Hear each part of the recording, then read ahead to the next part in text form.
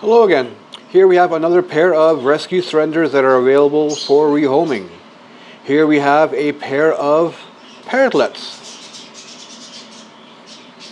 We have a lighter pastel blue that looks most likely to be the female, and a cobalt blue looks likely to be the male. These are an adult pair. They are non-tame, but they could be worked with over time. They came in here as a rescue quite some time ago. I've had them here for about, well over a year now, doing the rehab on them, trying to get them to grow their feathers back. And when they came in, they were mostly bare. They were from a breeding facility that did not take as good care of their birds as they maybe should have. And the plucking here is mostly indicative of a pair that spends too much time in a nest box.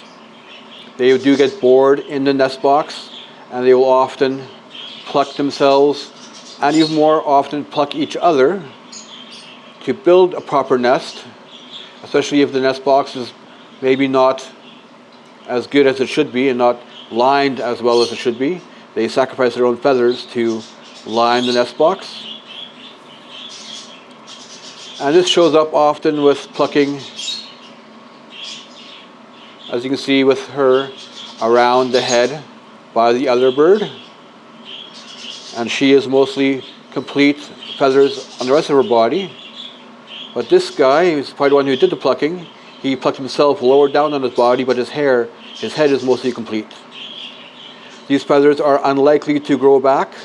They have grown back quite a bit in the last year, and this is pretty much the extent of how much they will grow back. I'm not sure on the age of the cobalt blue, but the pastel blue female is banded 2016. They are untamed, semi-tame birds. They could be worked with. They are not aggressive in any way.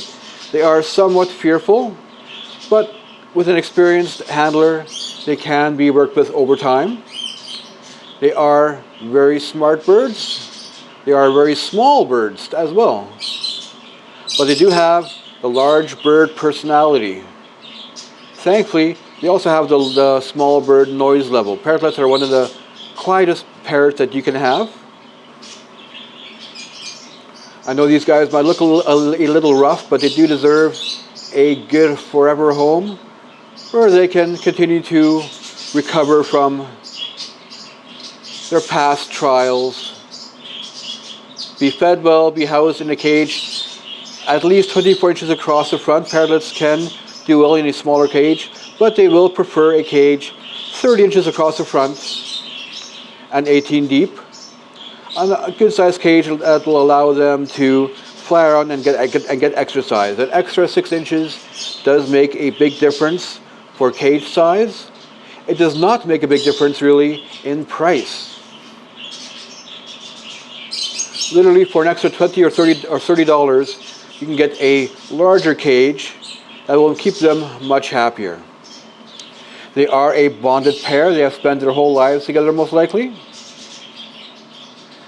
And they cannot be split up, kept as singles, or split into other pairs.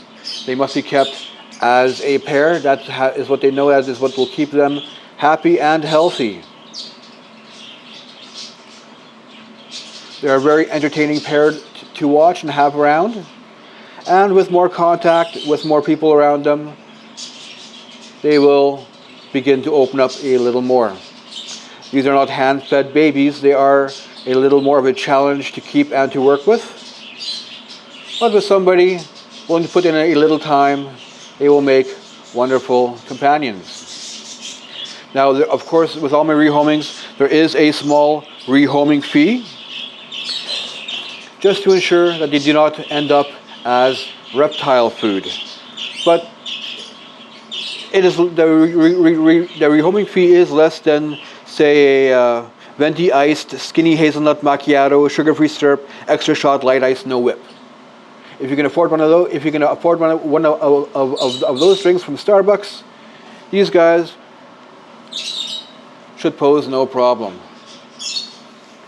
That being said, they will require continued upkeep and continued feeding, They do enjoy their seed and, of course, a good quality chop.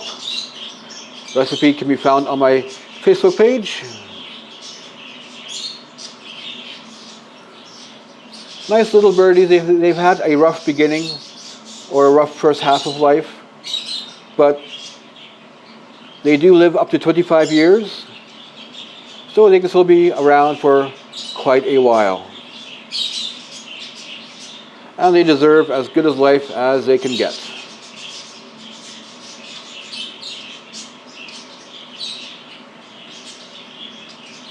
There we go, one pair of Parrotlets rescue surrenders available for adoption.